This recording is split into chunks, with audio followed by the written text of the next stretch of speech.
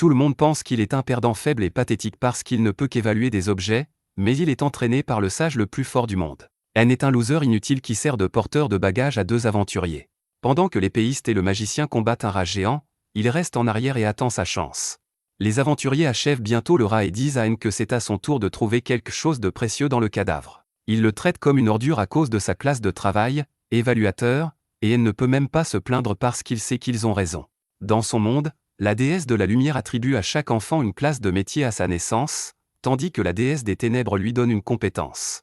La compétence peut évoluer après un travail acharné et de l'expérience, mais la classe de travail ne change jamais. En haut de la liste se trouvent les métiers rares, comme stratège ou général, que seules quelques personnes obtiennent. En bas de la pyramide, on trouve les emplois les plus courants, qui sont surtout adaptés au combat, et en bas de la pyramide, les emplois les moins courants, comme celui d'évaluateur d'N. Il pensait pouvoir faire fortune en trouvant des trésors lors d'aventures, mais il n'est plus que le laquais des deux aventuriers. Il évalue le corps du rat monstrueux et apprend qu'il est de rang F, mais que ses dents sont de rang D. Il essaie de les arracher mais ne peut même pas les soulever car il n'a pas de force dans les bras. Il demande à l'épéiste Zouad de l'aider, mais ce dernier s'en prend à lui en lui disant de faire son travail lui-même. Zouad dit que c'est à N de fouiller les ordures à la recherche d'objets de valeur, et que s'il ne peut même pas faire cela, il ne devrait pas faire partie de leur groupe. Il jette une pierre sur la tête d'N, ce qui le rend furieux, mais lorsque l'épéiste lui donne un coup de pied pour l'avoir regardé, N se comporte comme un imbécile et s'excuse.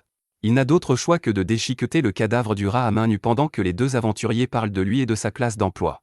Ils lui disent que la seule raison pour laquelle ils l'ont autorisé à rejoindre leur groupe est qu'il n'avait pas besoin de porter des cadavres de monstres entiers à la guilde pour les faire évaluer, et qu'il devrait leur en être reconnaissant. N sait qu'il doit continuer à travailler comme aventurier pour devenir riche, alors il ravale sa frustration, tout comme le yaourt de son oncle. Il continue à suivre Zouad et la fille sorcière, Julin, qui trouve soudain le cadavre d'un monstre puissant appelé le chien de l'enfer. Ils pensent que c'est leur jour de chance car les pièces du Elune se vendent très cher et demandent à N de se mettre au travail immédiatement. Il leur dit que cette installation semble suspecte parce qu'on ne trouve pas de chien de l'enfer à cet étage, mais ils lui disent d'arrêter de penser à des choses qui dépassent son échelle de salaire. Ils le poussent vers le cadavre, et pendant qu'ils le démontent, ils aperçoivent un autre cadavre au loin. Ils s'empressent de dire à N de l'expertiser et de prendre toutes les pièces de valeur de son corps. Mais N panique car, d'après la carte que leur a remise la guilde, cette section n'est pas sûre. Il tente de convaincre l'épéiste qu'il a de mauvaises ondes à propos de toute cette affaire, mais le connard lui dit d'arrêter d'être un lâche s'il veut garder son emploi. Il le menace de le renvoyer sans salaire s'il démissionne maintenant, et N n'a d'autre choix que de le suivre. Ils atteignent bientôt une autre partie du donjon, et des cadavres de Elune sont éparpillés devant eux. Zouad et Julin pensent qu'ils sont tombés sur un trésor, mais seul N se rend compte qu'ils sont tombés dans un piège. Il leur demande de bien réfléchir à la situation, car si c'était un aventurier qui avait tué ces chiens de l'enfer, il aurait déjà pris les précieux matériaux. Malheureusement, Zouad ne comprend pas la logique et demande à N de se taire. Soudain, N montre du doigt une horde de chiens de l'enfer qui se dirige vers eux, et tout le monde se fiche de peur. N voit le sang sur les mâchoires des Elune et comprend que les Elune morts ont été victimes d'une guerre de gang. Les deux aventuriers font dans leur froc car ils ne peuvent même pas vaincre un seul chien de l'enfer, et encore moins les distancer. Zouad a soudain une idée et dit à Julin qu'il devrait utiliser N comme leurre. N panique en entendant cela, mais ne peut pas se défendre car Julin l'attaque avec un sort de paralysie. N tombe au sol, incapable de bouger le moindre muscle, et les deux hommes s'enfuient après avoir nargué les chiens de l'enfer. N est complètement délirant, mais lorsque les chiens de l'enfer le mordent, la douleur le ramène à la raison et brise la paralysie. Il utilise un rocher pour éloigner les chiens de l'enfer de lui, puis leur jette la nourriture contenue dans son sac pour les occuper. Il traverse le donjon en boitant pour s'échapper, mais à sa grande horreur, Zouad et Julin ont bloqué la sortie. Heureusement, il y a un autre chemin à proximité, mais il le mène également à une impasse. À ce moment-là, N entend le bruit des chiens de l'enfer qui s'approchent de lui, et il se rend compte qu'il va mourir de toute façon. Il maudit son travail inutile qu'il a fait souffrir toute sa vie et pense que s'il n'avait pas eu le rêve de devenir un aventurier, il aurait vécu une longue vie ordinaire. Il se rend compte qu'il est trop tard pour regretter les choses et décide alors de sauter de la falaise sans parachute parce que ce serait moins douloureux que d'être tué par les chiens de l'enfer. Il plonge du haut de la falaise en pensant à sa vie et à sa mort en tant que perdant, et après une longue chute, il touche finalement le sol. Il est mortellement blessé, mais pas encore tout à fait mort, et soudain, une jolie fille en robe blanche apparaît devant lui. Elle disparaît, puis réapparaît, s'avance vers lui et l'embrasse sur le front. N l'aperçoit à peine avant de sombrer dans l'inconscience, et lorsqu'il rouvre les yeux, la jeune fille n'est plus là. Cependant, toutes ses blessures ont été miraculeusement guéries, et il découvre qu'il se trouve dans un petit bassin au pied d'un arbre géant. N essaie d'analyser l'eau pour voir s'il peut la boire, et il est abasourdi lorsqu'il découvre que cette eau est un objet de rang S appelé goutte d'Yggdrasil qui peut guérir instantanément n'importe quelle blessure ou maladie. Il examine ensuite l'arbre géant et découvre que c'est Yggdrasil, ou l'arbre-monde, qui produit une quantité infinie de mana. N est étonné d'apprendre cela, car le seul arbre-monde qu'il connaissait s'est desséché et a disparu il y a bien longtemps. L'arbre-monde était la seule source de mana pour tous les peuples, mais même après sa disparition, il pouvait encore utiliser du mana. Les érudits ont donc cru qu'il existait d'autres arbres-mondes, et ils se sont efforcés de les trouver, mais sans succès. N n'arrive toujours pas à croire que l'arbre-monde soit caché dans une partie aussi profonde du donjon. Il se rend compte que l'arbre lui a sauvé la vie et le caresse doucement en le remerciant. Il entend un doux gémissement, mais il n'y a personne aux alentours, alors il pense que c'est juste son esprit qui lui joue des tours. Il décide alors de tenter sa chance et d'explorer le donjon afin de trouver un moyen d'atteindre la surface. Il se tourne vers l'arbre et le remercie une dernière fois avant de partir, et la fille de tout à l'heure tente de lui répondre, mais les mots ne sortent pas de sa bouche.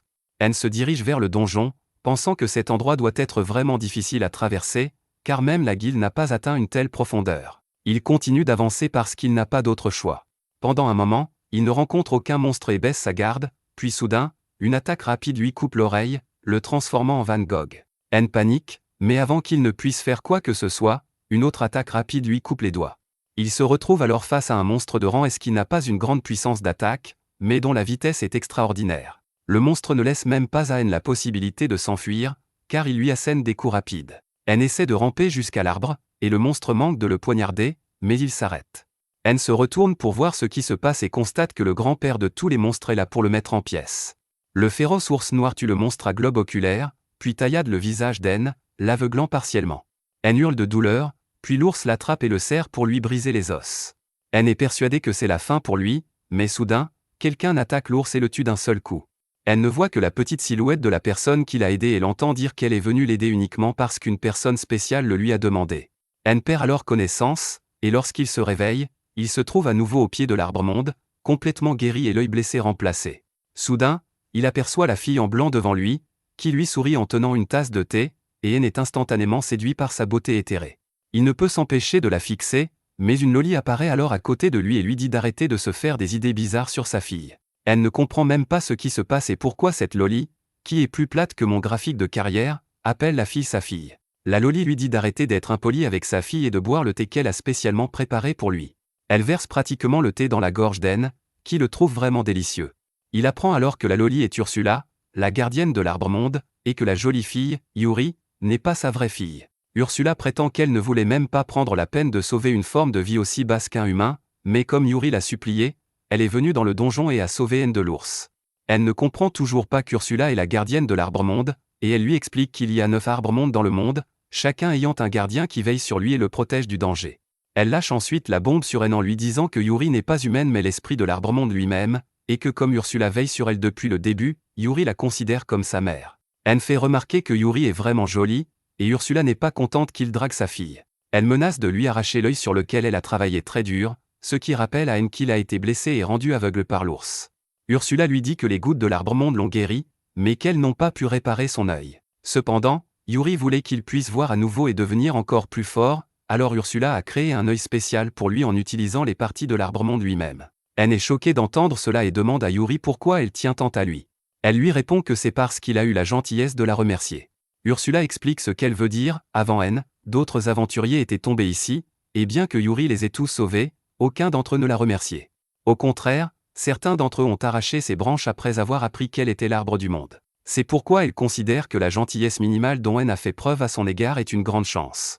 N la remercie de lui avoir sauvé la vie à 2 reprises, et Yuri commence à rougir. Ursula interrompt leur moment et dit à N de quitter leur maison maintenant qu'il est guéri, mais Yuri dit qu'il sera en grand danger s'il part comme ça. Elle demande à Ursula de l'aider et se met même à pleurer. Ursula ne peut pas lui dire non comme ça, alors elle décide d'entraîner N jusqu'à ce qu'il devienne assez fort pour quitter le donjon tout seul. Ursula l'emmène immédiatement dans le donjon, et N commence à penser qu'il ne survivra pas à l'entraînement. Elle l'emmène dans un couloir sombre et lui dit de regarder devant lui. N dit que cet endroit est plus sombre que son avenir, et Ursula le traite de lâche. Elle lui dit que son œil gauche a le pouvoir de l'arbre du monde et que s'il se concentre, il pourra voir plus de choses. N se concentre sur son œil gauche en pensant à Yuri, et soudain, il voit tout aussi clairement que le jour. Ursula en est ravie et lance une pierre sur un monstre oculaire endormi. Le monstre se réveille et commence à se déchaîner dans la pièce. Ursula dit à N que sa première leçon est d'esquiver toutes les attaques du monstre en utilisant sa compétence d'évaluation. N lui répond que la compétence d'évaluation ne fonctionne pas comme ça, mais Ursula en a assez de cet idiot qui abandonne avant même d'avoir essayé. Elle lui dit que son œil spirituel peut utiliser la compétence d'évaluation différemment, et N l'essaie sur le monstre du globe oculaire et découvre qu'il va ensuite viser son oreille droite. N est heureux de pouvoir lire les mouvements du monstre, mais cela ne l'aide pas, car le monstre atteint encore son oreille et la tranche. Ursula place immédiatement une barrière autour d'eux, puis soigne l'oreille d'N avec les gouttes de l'arbre-monde, en lui disant qu'elle le soignera quelle que soit sa blessure, ce qui signifie qu'il n'est pas question qu'il quitte l'entraînement sans avoir été soigné. Elle enlève la barrière et le monstre au globe oculaire l'attaque à nouveau. N lit que le monstre va attaquer sa jambe gauche et utilise à nouveau la compétence d'évaluation pour déterminer le moment exact de l'attaque. Grâce à cela, il esquive l'attaque, mais alors qu'il en parle avec enthousiasme à Ursula, le monstre l'attaque par derrière. Elle lui dit de ne pas s'emballer parce qu'il a réussi une fois, et il se rend compte qu'elle a raison. Il s'entraîne à esquiver les attaques du monstre pendant une semaine entière, et il peut maintenant analyser l'endroit et le moment de l'attaque en même temps. Il est capable d'esquiver toutes les attaques, mais à chaque fois qu'il devient arrogant, le monstre au globe oculaire le prend au dépourvu et l'attaque. Ursula le soigne comme toujours et lui dit qu'il a réussi le premier entraînement et qu'il est temps de passer à la deuxième partie. Elle lui dit qu'il doit vaincre la chauve-souris oculaire maintenant, et N répond que sa classe d'emploi n'est pas adaptée au combat. Ursula lui dit d'arrêter de se plaindre et lui donne une branche de l'arbre-monde que Yuri a elle-même cassée pour qu'il puisse s'en servir comme arme. Elle demande à N de bien l'utiliser et de vaincre l'ennemi avec. N relève le défi, pensant que puisqu'il peut désormais prédire les mouvements du monstre, il pourra facilement l'abattre. Cependant, il s'aperçoit que ses coups ne sont pas assez rapides pour atteindre le monstre chauve-souris. Il demande à Ursula de lui donner quelques conseils, et elle lui dit de se servir de l'œil spirituel. N décide de se concentrer sur la trajectoire du monstre, et soudain, il peut utiliser une version avancée de sa compétence d'évaluation. Lorsqu'il utilise la super compétence d'évaluation, il peut voir la trajectoire du monstre au ralenti. Il en profite pour contre-attaquer et, d'un seul coup, il écrase le monstre au sol. N est étonné de sa force, mais Ursula lui donne un coup de karaté sur la tête et lui dit d'arrêter d'être trop sûr de lui. Elle lui confie sa prochaine tâche, qui consiste à vaincre tous les monstres chauves-souris oculaires de cet étage, et N y parvient plus vite qu'Ursula ne l'espérait. Elle lui dit qu'il est temps de passer à la leçon suivante, qui consiste à évaluer les capacités du monstre à boule d'yeux et à les faire siennes. N dit que ce n'est même pas possible, mais Ursula lui répond que c'est impossible pour les humains, mais qu'avec l'œil spirituel, il peut le faire. N décide d'essayer, et après avoir regardé le monstre pendant un moment, il obtient soudain sa compétence de super accélération. Il a l'impression que sa tête va exploser sous l'effet de toutes ces nouvelles informations, mais Ursula lui dit alors d'essayer la compétence. N prend un départ accroupi puis court comme mon père après ma naissance, mais ses muscles se déchirent car ils ne sont pas faits pour supporter un tel niveau de stress. Il tombe au sol et Ursula le soigne avec les gouttes de l'arbre-monde. Elle lui dit de continuer à courir jusqu'à ce qu'il tombe, et elle le guérira. Ses muscles deviendront plus forts à chaque fois, et en faisant cela des centaines de fois, il aura un corps capable de supporter n'importe quoi. Au bout de quelques jours, son corps est devenu beaucoup plus fort, et pour sa prochaine leçon, Ursula lui dit qu'elle le laissera évaluer ses compétences, même si elle n'en a pas vraiment envie. Elle lui pose des questions sur ses compétences, et Ursula lui envoie une boule de feu sans crier gare. Elle lui dit que la capacité qu'elle lui enseigne est de lancer de la magie sans chanter de sorts et lui demande d'évaluer sa capacité pendant le court laps de temps où elle lui envoie une boule de feu. Elle n'y parvient pas et se fait retirer à point, si bien qu'Ursula se contente de le guérir et de lui tirer dessus à nouveau. Au bout d'un moment, elle apprend à lancer des boules de feu sans incanter de sorts, mais il s'effondre rapidement parce qu'il n'a pas assez de mana. Heureusement, les gouttes d'arbre-monde de Yuri lui permettent de recharger rapidement son mana et même d'augmenter sa capacité de mana. N continue son entraînement pendant environ un demi-mois, et il est capable de lancer des centaines de boules de feu à la fois et d'utiliser la magie intermédiaire. Ursula lui dit qu'il est enfin assez fort pour explorer le donjon tout seul, mais avant cela, elle veut effectuer un dernier test. Elle l'emmène combattre un ours de la mort, et N devient nerveux à cause de son traumatisme passé.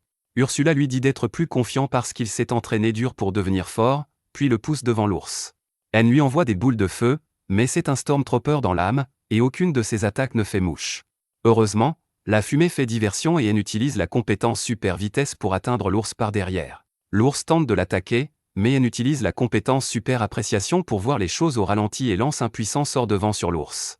Il lance ensuite des boules de feu sur l'ours sans s'arrêter, en touchant et en ratant certaines, mais il parvient finalement à terrasser le monstre de rang et s'il évalue ensuite l'ours de la mort en se basant sur les données de l'ours.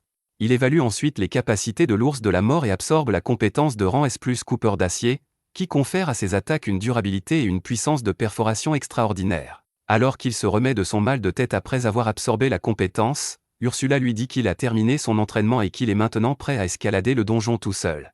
Elle le ramène ensuite à l'Arbre-Monde et lui dit d'être reconnaissant car elle va lui offrir un dernier cadeau avant qu'il ne parte. Le cadeau est le noyau spirituel restant de l'Arbre-Monde, et Anne dit qu'il ne peut pas le prendre parce qu'il est très précieux. Ursula lui explique qu'ils ne font que lui prêter le pouvoir car, une fois qu'il sera mort, le noyau retournera automatiquement à l'Arbre-Monde. Elle utilise son pouvoir magique pour fusionner le noyau spirituel avec la prothèse oculaire d'Anne, mais ce dernier ne sent aucune différence.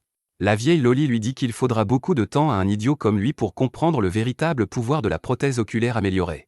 Anne se tourne alors vers Yuri pour la remercier, mais elle est introuvable. Il lui demande où elle est, et Yuri lui répond de l'intérieur de son œil prothétique avant de reprendre sa forme humaine. Anne ne comprend pas ce qui se passe et Ursula lui explique que l'œil d'Anne contient le noyau spirituel de l'Arbre-Monde. C'est en fait un remplacement de l'Arbre-Monde, ce qui signifie que Yuri peut vivre à l'intérieur, et qu'ainsi, elle sera avec lui où qu'il aille. Yuri annonce avec enthousiasme à Anne qu'elle le guérira de toutes ses blessures et maladies grâce aux gouttes de l'Arbre-Monde. Bien qu'il en soit reconnaissant, il demande à Ursula s'il peut emporter l'esprit de l'Arbre-Monde avec lui. Ursula l'envoie promener car elle ne veut pas envoyer Yuri avec un humain quelconque, mais elle veut aussi que la jeune fille explore le monde et se fasse de bons amis. C'est pourquoi elle a décidé de la confier à Anne, car même si c'est un idiot, c'est quelqu'un de bien. Anne jure qu'il prendra bien soin de Yuri, et Ursula lui dit qu'il a intérêt à le faire. Elle crée alors un tatouage lumineux sur sa main, qui est le sort de stockage infini. Elle sort ensuite une épée spirituelle qu'elle a créée à partir des matières premières que Yuri lui a données et demande à Anne de la ranger dans sa réserve. Avant qu'il ne puisse le faire, Ursula lui pique son œil normal et lui fait avaler une pierre magique pour qu'elle remplace son œil blessé. Anne lui demande ce qu'elle vient de faire, et elle lui explique que son œil droit est maintenant remplacé par la pierre de sage qui reliera leurs esprits.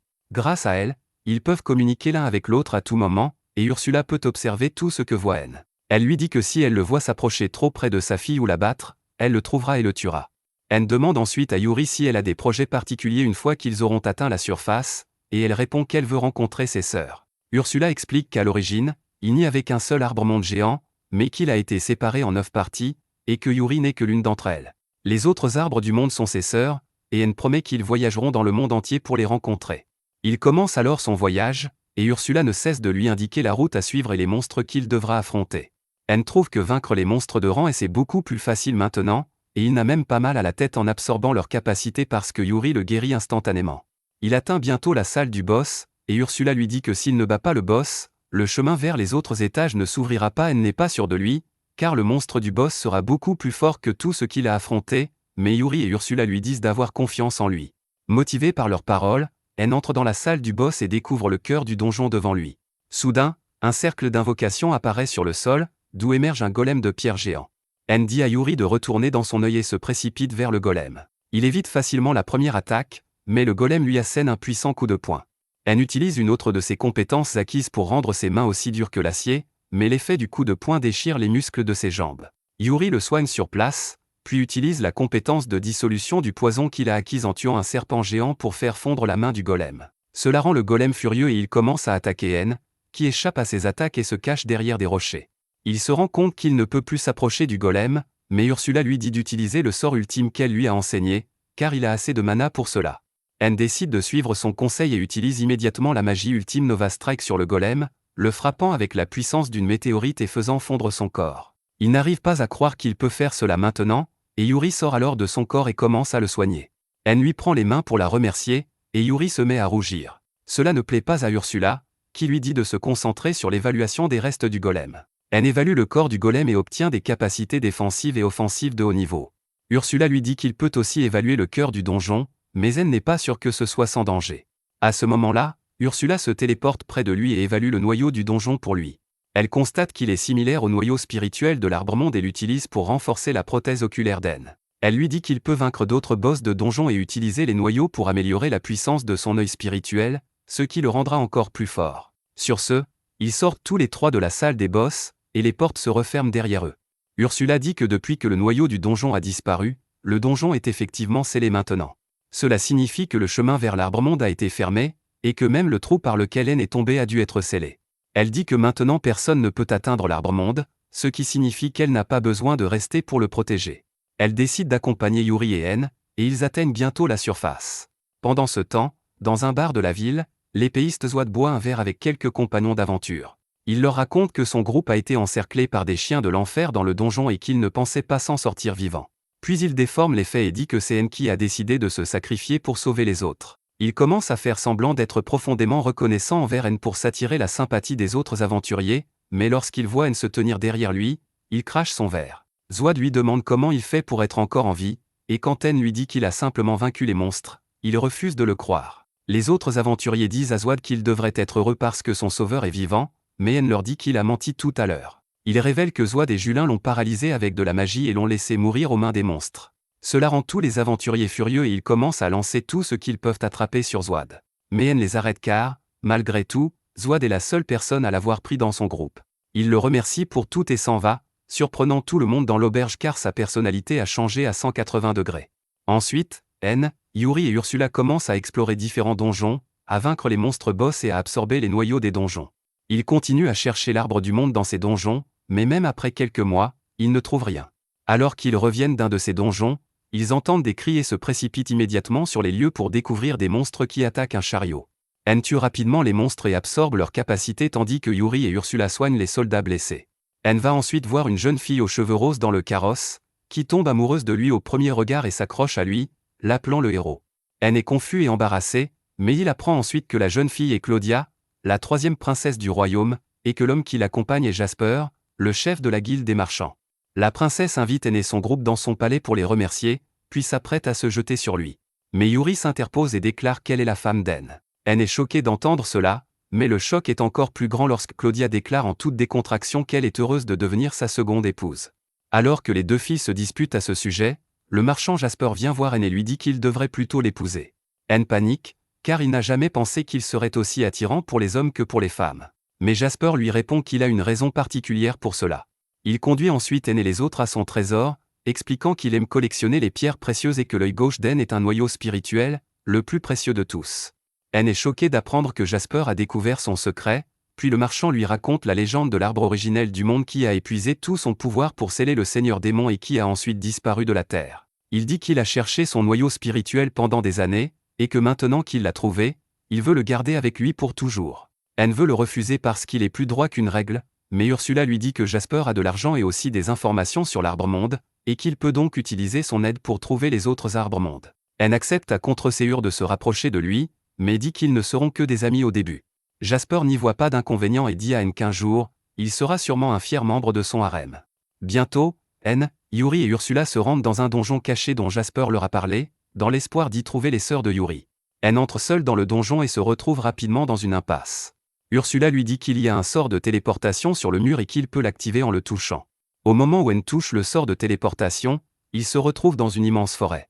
Il panique en voyant une forêt à l'intérieur d'un donjon, et Ursula lui dit qu'il semble qu'une puissante illusion ait changé l'apparence du donjon. N pense que la seule chose assez puissante pour créer une illusion de cette ampleur est un arbre-monde. Lorsqu'il entend une voix sortie de nulle part, Yuri reconnaît qu'il s'agit de sa sœur espiègle, Pina, et elle sort de l'œil d'N pour lui parler. Pina lui dit qu'elle est heureuse de revoir sa sœur et lui donne rendez-vous à la fin du donjon. N se plaint à la Loli espiègle que Yuri a fait tout ce chemin pour la rencontrer, et qu'elle devrait donc utiliser la magie de téléportation pour les amener chez elle immédiatement. Pina lui répond qu'elle ne peut pas utiliser la magie de téléportation, et qu'ils devront donc marcher dans la forêt, ce que Yuri est prête à faire. Pina lui dit qu'elle devrait s'asseoir et laisser son petit ami faire le travail, et Yuri commence à rougir en entendant cela. N dit également à Yuri de retourner dans son œil parce que la forêt peut être dangereuse, et qu'il la nettoiera plus vite par lui-même. Pina se moque de sa confiance en lui disant qu'elle a placé des centaines de pièges dangereux dans toute la forêt, en plus de monstres féroces, et qu'aucun humain ne peut la traverser. N dit qu'ils verront cela et marche tout droit. Grâce à Ursula qui analyse la situation à travers son œil droit, il obtient des informations précises sur les pièges et sur la façon de les éviter, ce qui lui permet de traverser la forêt à toute allure, frustrant Pina. Elle dit à N de faire au moins semblant de se débattre car elle a travaillé dur pour mettre en place ces pièges. Yuri lui dit également que Pina aime créer des choses et divertir les gens avec, et il répond que ce divertissement peut coûter la vie à quelqu'un. Pina lui répond simplement qu'elle n'est pas une meurtrière et qu'elle envoie les gens dehors avant qu'ils ne soient en grand danger. Elle dit ensuite que des monstres puissants vont arriver et exhorte N à abandonner. Il déclare qu'il ne reculera devant rien pour rendre Yuri heureuse, et c'est alors qu'un monstre végétal de rang S apparaît devant lui. Le monstre l'attaque avec du pollen de sommeil, mais N résiste parfaitement aux maladies et ne se sent même pas somnole, ce qui frustre Pina. Il invoque son épée et tue le monstre végétal en un coup, puis l'évalue pour connaître ses compétences. Il apprend qu'en utilisant la compétence unique du monstre végétal, il peut générer des graines de toutes sortes de plantes. Elle pense qu'il s'agit d'une compétence utile lorsque, soudain, quelque chose lui frappe la tête. Il se demande ce qui se passe et pourquoi il n'arrive pas à repérer l'attaquant, et Ursula lui explique qu'ils utilisent la compétence furtivité. Cependant, Pina est sidéré car elle est toujours debout bien qu'il ait été touché à la tête. Il lui répond qu'il dispose de la compétence surprise attaque nullification, et qu'il ne subira donc aucun dégât de ses attaques, ce qui l'énerve encore plus. Pour couronner le tout, Ursula parvient à localiser les monstres qui attaquent N, et ce dernier utilise la magie de gravité pour les écraser instantanément. Les fourmis furtives deviennent visibles après leur mort, et il utilise sa compétence après-Al pour copier leurs compétences stealth ainsi que leur pouvoir de saut explosif. Pina commence à pleurer parce que rien ne marche sur lui, mais elle reprend confiance en envoyant 2 monstres de rang S l'attaquer en même temps. Elle utilise simplement sa super vitesse pour les tuer d'un seul coup, et lorsque Pina apprend qu'il n'est qu'un évaluateur malgré sa force, elle abandonne. D'un autre côté, Zouad, l'épéiste de l'ancien groupe d'N, est au plus bas. Tout le monde l'évite à la guilde, et même Juline commence à faire croire qu'elle était innocente et qu'il l'a forcée à paralyser N. Les simples de la guilde font confiance à Juline et mettent Zouad à la porte, en disant que personne ne formera plus jamais de groupe avec lui.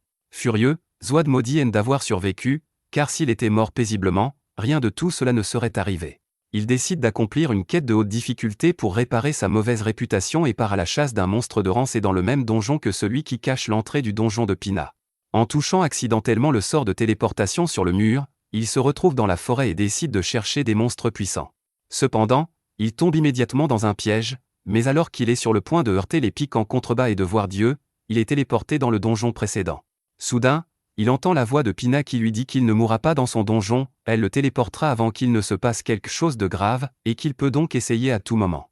Zouad se dit que c'est l'occasion de devenir plus fort et de retrouver son honneur. Il entre dans le donjon encore et encore, se blessant dans les pièges mais n'abandonnant jamais. Il trouve bientôt un crocodile géant devant lui et, aveuglé par l'appétit de gloire, il l'attaque. Mais le monstre est trop fort pour lui et le fait rouler d'un léger coup. Pina lui dit d'abandonner et lui propose de le renvoyer dans l'autre donjon, mais il refuse. Le monstre frappe soudainement son bras blessé, l'écrasant, et Zouad crie de douleur. Le monstre l'attaque à nouveau et il se prépare à mourir, mais soudain, N arrive et tue le crocodile géant d'un seul coup d'épée. Zouad ne voit que son dos pour l'instant, et suppose qu'il doit s'agir d'un aventurier de haut rang avec une place d'emploi rare. Cependant, lorsqu'il voit qu'il s'agit d'N, il ne sait plus où donner de la tête. Il demande à N ce qu'il fait ici et comment un éboueur, comme lui peut abattre un monstre aussi puissant. N répond qu'il ne fait que s'échauffer, puis, remarquant les blessures de Zouad, il demande l'aide de Yuri et asperge Zouad de son eau bénite, ce qui le guérit complètement. Zouad est encore plus confus, mais avant qu'il ne puisse poser des questions, N l'endort grâce à la magie et demande à Pina de le faire sortir. Après cela, il reprend son spédrin et atteint la salle du boss. Pina lui dit qu'elle l'attend au-delà de la salle du boss, et N s'inquiète du fait que s'il bat le boss, le chemin vers l'Arbre-Monde sera définitivement fermé. Ursula le rassure en lui disant que cela n'arrivera pas tant que le cœur du donjon sera intact. N se rend à l'intérieur et découvre qu'il y a également une forêt dans la salle du boss. Soudain, le sol se met à trembler, et il s'empresse de lever les yeux au ciel pour voir une tortue géante sortir du sol. Il panique à cette vue, mais Ursula lui dit d'arrêter d'être un lâche. Il attaque la tortue avec des boules de feu, mais elles ne font aucun dégât, puis la tortue lui envoie un puissant jet d'eau. N utilise super appréciation pour ralentir le temps, puis utilise la compétence parade pour renvoyer le jet d'eau à la tortue, mais étonnamment, sa propre attaque ne l'endommage pas non plus. N comprend soudain l'astuce qui se cache derrière, et il va au-devant du monstre boss, se plaçant intentionnellement sous ses pieds qui le piétinent. Cependant, l'attaque ne le touche même pas, et il est maintenant certain que la tortue géante n'est qu'une illusion. Il utilise une compétence pour dissiper l'illusion et révèle que le monstre était en fait une petite et adorable tortue. Ursula félicite N d'avoir trouvé tout seul, car même elle n'a pas pu voir à travers la puissante illusion. N prend alors le bébé tortue et l'évalue, découvrant qu'il s'agit de l'enfant de l'une des 4 bêtes mythiques de la création. Ursula panique en voyant la description, car les 4 bêtes mythiques sont presque au même niveau que l'Arbre-Monde originel. Après cela, N se tourne vers Pina, lui demandant s'il doit vaincre l'adorable bébé tortue pour terminer l'épreuve, puisqu'il a techniquement déjà gagné. Elle lui répond qu'il doit quand même la vaincre, car c'est le boss, mais N et le bébé tortue lui font des yeux de chiots innocents, et elle s'incline. Elle permet à N et aux autres de venir chez elle, et les 2 sœurs se retrouvent avec émotion. Pina passe ensuite rapidement aux choses sérieuses et demande à Yuri si elle peut aussi venir avec elle parce qu'elle s'est lassée de rester à l'intérieur du donjon. Elle n'y voit aucun inconvénient, car cela signifie une autre fille dans son groupe et plus de puissance pour son œil gauche, et il accepte donc immédiatement. Après cela, le bébé tortue descend de l'épaule d'N et se transforme en fille. Elle se présente comme Kurohim, la gardienne de Pina et la fille de la bête divine Jambu. N panique en voyant cela, Mais la plus choquée est Ursula, qui se met immédiatement au garde-à-vous et commence à parler à Kurohime comme si elle était la professeure la plus sévère de l'école. Elle ne comprend pas ce qui se passe, et Ursula lui dit alors de demander la permission à Kurohime avant de sortir Pina. Il s'agenouille devant Kurohime pour lui demander la permission, et elle accepte volontiers. Elle offre une pierre de sage à N, car elle souhaite également l'accompagner pour découvrir le monde. Bientôt, Ursula transforme le noyau spirituel de Pina et améliore l'œil spirituel d'N, lui permettant ainsi d'augmenter son niveau. Il est heureux de recevoir cette amélioration, mais il est encore plus heureux de voir Yuri sourire avec sa sœur. Il reste maintenant 6 autres sœurs, et il prévoit d'unir Yuri à chacune d'entre elles. Le lendemain, le marchand Jasper emmène N à la guilde des aventuriers. N est nerveux à l'idée d'être là avec une personnalité aussi importante que lui, car il craint que les gens pensent qu'il est un fanboy qui a vendu sa dignité à un riche sugar daddy.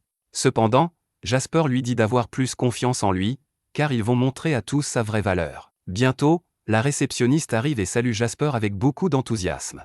Elle est sur le point d'appeler le maître de guilde pour le voir, mais Jasper dit qu'il n'a aucune affaire officielle avec la guilde aujourd'hui et qu'il est simplement là pour acheter les objets que son ami va vendre à la guilde. La réceptionniste demande la licence d'aventurier d'N, et lorsqu'elle découvre qu'il est un évaluateur de rang F, elle s'en prend à lui, disant qu'il n'a aucune chance de chasser des monstres. Les autres personnes présentes dans le bâtiment commencent également à se moquer de lui, pensant qu'il essayait d'escroquer Jasper.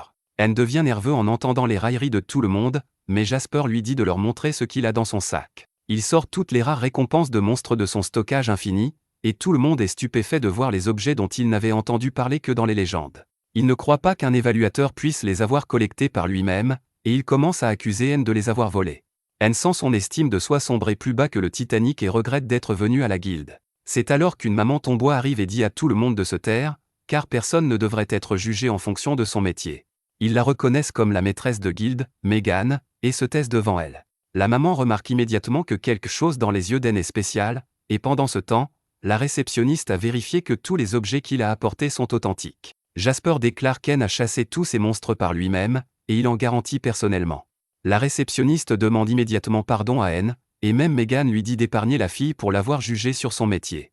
N se sent bien après avoir entendu cela, et alors qu'il la remercie avec un sourire, la maman prend un licking pour lui.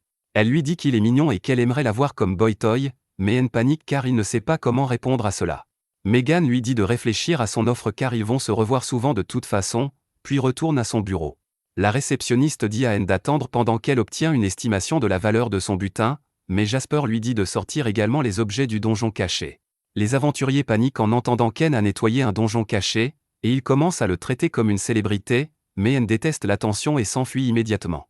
Plus tard, alors qu'il se détend dans un bain chaud, Yuri apparaît soudainement à côté de lui, et c'est un sel panique car il n'a jamais vu une fille dans son plus simple appareil auparavant. Pina suit également sa sœur aînée et sort, taquinant N en disant que sa troisième jambe réagit à Yuri. Elle commence aussi à taquiner Yuri, mais Ursula arrive et manque de réduire N en miettes avec sa puissante magie pour avoir posé ses yeux sales sur le corps de sa fille. N se précipite immédiatement dehors pour éviter davantage d'embarras, et il trouve Kurohime en train de se détendre là-bas. Elle remercie N d'avoir emmené Pina et elle avec lui, car elle n'a pas vu la fille aussi heureuse depuis très longtemps. Il répond qu'il va également trouver les 6 autres sœurs, mais Kurohime devient sombre en lui disant qu'elles sont 7. N est choquée d'entendre cela, et Kurohime explique que le plus ancien arbre-monde a disparu du monde, mais que son noyau spirituel n'a pas été complètement détruit. Elle est sur Keshina, l'esprit de l'arbre-monde, et vivante avec son gardien quelque part, mais ils n'ont aucune idée de où la trouver. Le lendemain, N se réveille de bonne humeur et décide de reprendre sa recherche des autres arbres-mondes. Il se rend au bureau de Jasper pour lui parler, et à sa surprise, Megan est également là avec une quête spéciale pour lui. Elle dit à N que sa mission est de vaincre Behemoth, un dragon monstrueux créé par le Seigneur Démon il y a longtemps. Lorsque le Seigneur Démon a disparu, Behemoth a disparu avec lui, mais récemment, il est réapparu. Megan dit à N qu'elle veut qu'il vaincre le monstre de rang SS, et Jasper précise que cette mission pourrait lui coûter la vie. Tous deux disent qu'ils comprendront si elle ne veut pas prendre cette mission risquée, mais il n'a aucune hésitation à l'accepter pour les aider. Megan le remercie et dit qu'elle espère son succès. Le lendemain, N se rend à l'endroit où Behemoth a été repéré, et Ursula lui dit que le monstre est un ancien dragon de terre qui peut absorber le mana et tirer des projectiles capables de déchirer l'espace. Elle dit à N que Behemoth se cache sous le sable pendant la journée et lui demande de le faire sortir. N invoque son épée et utilise ensuite son sort ultime pour créer un cratère géant dans le sol.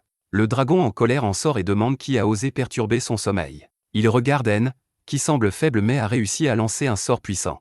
Behemoth se souvient comment il a été dominé depuis sa naissance car le Seigneur Démon l'a créé ainsi. Il a toujours essayé de trouver quelqu'un qui puisse lui offrir un combat divertissant, et il voit un espoir dans le garçon devant lui. Il demande à N qui il est, et N se présente comme l'homme qui va le tuer. Behemoth rit, disant qu'il est le monstre le plus puissant créé par le roi démon. N dit qu'il peut aussi vaincre le roi démon car il ne devrait pas être si fort non plus. Le dragon peut supporter n'importe quelle insulte, mais il ne tolère pas qu'un humain critique son maître. Il commence à tirer des projectiles magiques sur N, qui les esquive rapidement. N se précipite alors vers Behemoth, lui tranchant le bras avec sa lame. Le dragon ne peut pas croire que ses écailles résistantes ont été coupées si facilement, et il décide de changer de style de combat et s'enfuit sous terre. Il ressurgit juste sous N et l'aval entier, confiant que cela suffira à gagner le combat. Cependant, l'instant suivant, sa bouche explose en centaines de morceaux, et malgré cela, Behemoth conserve sa conscience. Il réalise que c'est sa première et dernière défaite, et qu'il n'aurait pas dû sous-estimer son adversaire juste parce qu'il était un humain. Behemoth demande à N comment il l'a vaincu, et N révèle qu'il a lancé son sort ultime à l'intérieur de son corps. Il explique qu'il l'avait déjà analysé avant le combat et avait découvert que le dragon pouvait absorber le mana à travers ses écailles résistantes, ce qui signifiait qu'une attaque de l'intérieur serait beaucoup plus efficace. N dit également à Behemoth qu'il a mis en place une barrière avant de lancer son sort ultime pour se protéger des dégâts. Le dragon monstrueux réalise qu'il n'avait aucune chance contre N, et lui dit qu'il s'est bien battu. Lentement, son âme se transforme en fumée et quitte les restes fragmentés de son corps, puis N évalue ses compétences pour les copier. Il obtient un tas de compétences de rang SS, y compris la nullification des attaques magiques, le vide et la manipulation de la terre. Quelques jours plus tard, N et Yuri revisitent le palais royal sur l'invitation de la princesse Claudia, qui a déjà décidé qu'elle est la deuxième femme d'N sans sa permission. Il essaie de faire sortir cette idiote de son délire, mais elle lui dit qu'elle l'a invité ici pour rencontrer son père. N panique alors que le roi entre soudainement dans la pièce, et il bégaye comme une chèvre en essayant de se présenter. Malgré son apparence sévère, le roi est un faible, et il a également accepté N comme son gendre sans sa permission. Le roi remercie N d'avoir vaincu Behemoth et d'avoir sauvé sa fille l'autre jour. Il s'incline devant lui, et N, nerveux, lui demande de remercier Yuri à la place, car sans elle, il n'aurait rien pu faire. Le roi exprime sa gratitude envers Yuri et dit à N qu'il attend avec impatience les réalisations qu'il accomplira à l'avenir. Il décide ensuite de partir pour le travail, mais avant de partir, il donne à N une montre en argent avec l'emblème royal qui lui donnera un accès illimité à n'importe quel endroit où il souhaite se rendre. Bien qu'N pense que c'est trop, il accepte la montre car elle peut l'aider à trouver plus d'informations sur la famille de Yuri. Pendant ce temps, l'histoire de la défaite de Behemoth par N se répand dans la ville, et tout le monde commence à le respecter, tout le monde sauf Zwad, qui est traité comme de la merde par tout le monde. Il est jaloux d'N pour être devenu célèbre et fort si rapidement et le blâme pour ses malheurs. Zwad sait qu'il ne peut cavaler sa rage car il ne peut rien faire contre N pour le moment, mais une maman bronzée apparaît devant lui et se présente comme un esprit nommé Echidna, et elle dit qu'elle peut lui donner le pouvoir dont il a besoin pour se venger. D'un autre côté, N se retrouve dans un cauchemar sur son passé. Il voit Zwad le traiter comme de la merde, et il agit comme un perdant qui accepte les insultes avec un sourire. Il essaie de crier sur son moi passé dans le rêve, mais évidemment, il n'entend rien. Soudain, il voit une meute de chiens de l'enfer dévorer son corps, et cela le fait frissonner de peur alors qu'il réalise qu'il aurait pu finir comme ça. Soudain, son corps à moitié mangé commence à ramper vers lui, lui disant qu'il a survécu uniquement parce qu'il avait une armure scénaristique. Il dit qu'N est un perdant total qui serait mort sans défense s'il n'était pas tombé sur l'arbre monde par hasard, et même s'il est fier de sa fausse force maintenant, rien ne change le fait qu'il est faible et inutile à l'intérieur. N commence à crier en entendant cela, et son rêve se termine brusquement. Ursula est assise à côté de lui, et elle lui demande s'il va bien. N reprend finalement ses esprits et demande où ils sont.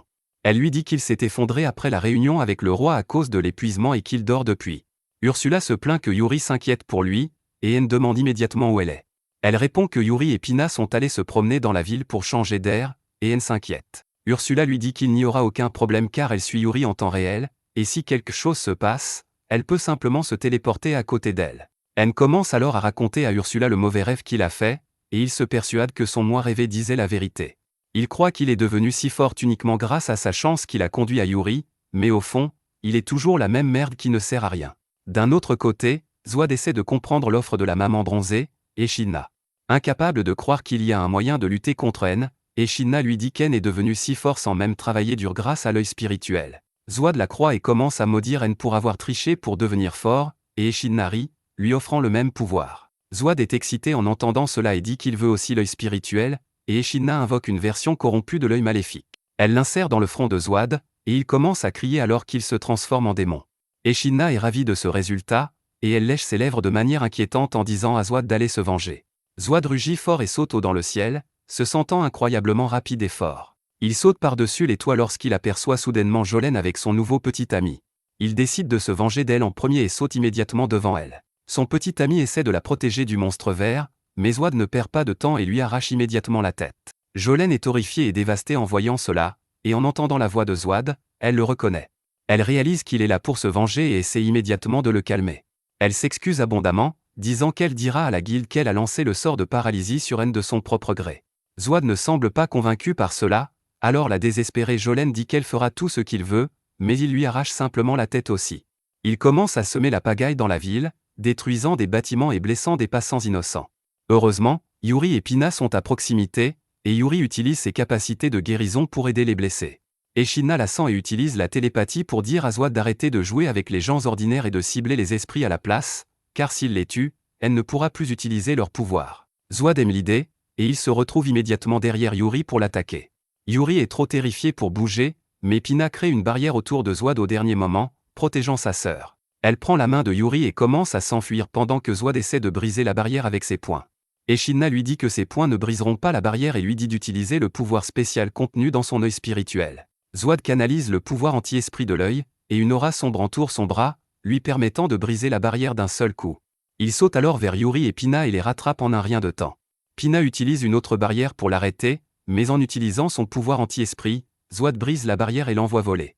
Pina est choquée et terrifiée de voir sa barrière brisée si facilement, et elle abandonne tout espoir. Soudain, Yuri se met devant elle, lui disant de s'enfuir. Zwaad l'attrape rapidement et commence à la serrer tout en lui disant de blâmer N pour sa mort. Yuri appelle N à l'aide alors que Zwaad essaie de l'attaquer, mais l'instant suivant, N se téléporte là et tranche Zwaad pour sauver sa fille. Ursula arrive une fraction de seconde plus tard, et N dit à tout le monde de rentrer dans son œil pendant qu'il s'occupe du monstre. Il essaie de l'évaluer mais n'obtient aucune information claire sur lui, à part le fait qu'il s'agit d'une chimère artificiellement formée.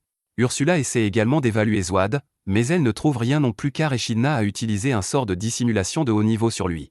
Zwaad charge alors N, qui le part facilement et l'envoie s'écraser dans une maison voisine. Zwaad sort du toit et commence à le submerger avec ses attaques rapides, et quand N utilise une barrière, il la brise facilement. N ne comprend pas ce qui se passe, mais Zwaad lui demande si c'est tout ce qu'il a. N reconnaît sa voix, et Zwaad lui dit qu'il a également évolué après avoir obtenu le pouvoir de l'œil spirituel. N est encore plus confus maintenant, et profitant de cette occasion, Zwaad lance une nouvelle série d'attaques et le repousse. Il se retrouve sur un toit, et Zwaad dit à N qu'il se sent au sommet du monde avec ce pouvoir. Il montre les cadavres de Jolene et de son petit ami, disant qu'il s'est vengé de ceux qui se sont moqués de lui. Il dit à N qu'ils sont pareils et qu'il doit aussi vouloir se venger de lui pour tout ce qu'il a fait. N lui dit qu'ils ne sont pas pareils et qu'il ne veut pas se venger, mais la personnification de ses insécurités et de ses émotions négatives apparaît derrière lui et lui dit d'arrêter de mentir. Il dit à N de céder à sa haine et de se venger, et N se bouche les oreilles pour empêcher sa voix d'atteindre ses oreilles. En même temps, Zwaad continue de l'insulter, et N est acculé. Soudain, Yuri sort et dit à Zwaad de la fermer car elle n'est pas comme lui. Elle dit qu'N est fort et gentil, et qu'il ne s'abaissera jamais assez pour rêver de vengeance. Ursula sort également et dit à N de croire en lui car il est devenu fort non seulement physiquement mais aussi mentalement. Elle lui dit qu'il a peut-être obtenu des capacités et des pouvoirs grâce à Yuri, mais qu'il a toujours eu le courage et la gentillesse d'avancer malgré tout. Yuri lui dit également qu'elle croit en lui, et motivée par ses paroles, N décide de faire face à ses insécurités de front. Il déclare qu'il sera à la hauteur des attentes de Yuri quoi qu'il arrive et devient Super Saiyan, libérant une énorme quantité de mana doré qui brûle ses insécurités et ses émotions négatives. Même Zwaad est surpris par cette explosion de mana, et Ursula dit à N qu'il a enfin arrêté de douter de lui et qu'il peut maintenant utiliser la pleine puissance de l'esprit. Zwaad dit que cela ne l'empêchera pas de tuer N et se précipite immédiatement vers lui. N reste complètement immobile jusqu'au dernier moment, puis frappe Zwaad avec un contrepoint qui l'envoie s'écraser sur la route. Zwaad ne peut pas accepter cela, mais N marche déjà vers lui avec une expression de pitié sur le visage. Zwaad se précipite pour l'attaquer par frustration, et N invoque une barrière qui arrête son pouvoir sombre. Ursula dit à Zwaad qu'il n'a reçu qu'une petite partie du pouvoir de l'esprit derrière lui et qu'il ne peut pas battre N dans son état actuel. Zwaad crie à Echidna de lui donner plus de pouvoir, et elle le fait avec plaisir, le mutant encore plus. Zwaad dit à N qu'il est le plus fort maintenant et se précipite vers lui, mais N invoque son épée et frappe le pauvre diable avec une puissante attaque, détruisant son corps et l'œil spirituel corrompu. Cependant, Zwaad survit d'une manière ou d'une autre à l'attaque, et bientôt les gardes arrivent et l'arrêtent. N le regarde être emmené et pense que quelqu'un a utilisé sa faiblesse et son désespoir contre lui. Il commence à se demander qui est derrière tout cela et pourquoi ils font cela, mais il n'y a aucun indice pour trouver une réponse. Plus tard dans la nuit, et Shinna récupère la partie brisée de l'œil spirituel corrompu, qui était en fait un dispositif d'enregistrement pour collecter des données sur le pouvoir et les compétences d'En. Elle est impressionnée par ses capacités et également déçue qu'il ait intentionnellement retenu son pouvoir pour ne pas tuer Zwaad. Cependant, elle a scellé les souvenirs de Zwaad pour qu'il ne révèle rien sur elle aux flics. Et Shinna retourne ensuite à sa base, promettant au seigneur démon qu'elle va le ressusciter à tout prix. Le lendemain, alors qu'En boit du thé, Yuri s'approche soudainement de lui pour lui demander quelque chose. Elle s'agite dans tous les sens, excitée et embarrassée, en demandant à N de l'embrasser, et cette incel commence à transpirer parce qu'il n'a jamais embrassé une fille dans ses rêves. Il demande à Yuri d'arrêter de le taquiner, mais elle insiste sur le fait qu'elle est sérieuse car il s'agit du rituel du contrat entre un esprit et son gardien. À ce moment-là, Ursula surgit derrière le canapé et, bien qu'elle ne soit pas très contente, elle affirme que Yuri dit la vérité. Elle explique que jusqu'à présent, N était un gardien en formation et que son lien avec Yuri était instable, ce qui faisait que son mana était soit trop fort, soit trop faible, ce qui mettait Yuri à rude épreuve. Ursula lui dit que maintenant qu'il est éveillé, il devrait passer un contrat avec elle pour stabiliser leur lien, et N comprend. Il pense que l'embrasser sur le dos de sa main suffira pour le contrat, mais Pina et Kurohime arrivent à leur tour et conseillent à N de faire un bon vieux baiser avec la langue. Il leur dit de regarder cela et bien d'autres choses encore sur son OnlyFans pour seulement $309 par mois. Ursula les réprimande et leur demande de laisser N et Yuri en privé. Sur ce, tout le monde quitte la pièce et Yuri ferme les yeux pour se préparer au baiser. N est choquée parce qu'elle va vraiment lui donner un baiser, et il s'approche d'elle avec enthousiasme. Malheureusement, il trébuche sur la jambe de John Cena et, au lieu de s'approcher des lèvres, il embrasse accidentellement Yuri sur le front. C'est suffisant pour former le contrat, et N se met à niveau tandis que Yuri commence à fondre de joie. De son côté, Echidna se rend au royaume des démons et rend visite à un démon corbeau de haut rang nommé Falco. Elle lui dit qu'elle a des ordres à lui donner directement de la part du seigneur des démons, qui veut qu'il tue N. Falco ne souhaite pas s'occuper personnellement d'un simple humain, et même lorsqu'Echidna lui dit qu'il a vaincu Behemoth, il n'est pas convaincu. Echidna use donc de ses charmes pour le séduire et, comme un bêta, Falco lui promet d'en finir rapidement avec N. Il crée immédiatement un portail vers le monde des humains et s'envole à toute vitesse vers la maison d'N. Il est persuadé que sa super vitesse lui permettra de remporter une victoire facile, mais apparemment, N l'a senti approcher, et il sort de sa chambre pour lui parler. Falco s'arrête devant lui et commence à se présenter fièrement, mais N lui demande de se taire car tout le monde dort. Falco est furieux, et il fonce à toute vitesse, mais pour N, il se déplace très lentement. N le repousse d'une gifle et arrive à côté de lui en une seconde.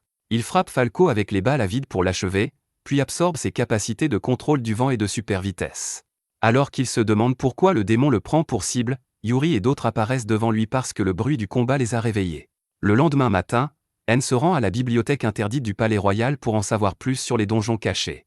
La princesse Claudia est là pour l'accueillir et le guider, et grâce à la montre royale que le roi lui a offerte, N n'a aucun mal à atteindre la bibliothèque. Cependant, Claudia lui explique que seuls ceux qui ont la permission du roi et du bibliothécaire peuvent entrer dans la bibliothèque interdite. Elle demande à N d'essayer d'entrer par la porte, ce qu'il fait sans problème, mais lorsque Yuri tente de le suivre, elle se heurte à un mur invisible. Ursula se téléporte à côté d'elle et constate que le mur est assez fort pour l'empêcher d'entrer elle aussi, et qu'il a également perturbé la connexion entre N et Yuri. N est inquiet, mais il décide d'aller chercher rapidement ce dont il a besoin.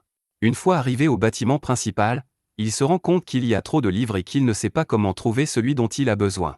Soudain, il aperçoit une jeune fille qui tombe par terre et il s'empresse de la sauver.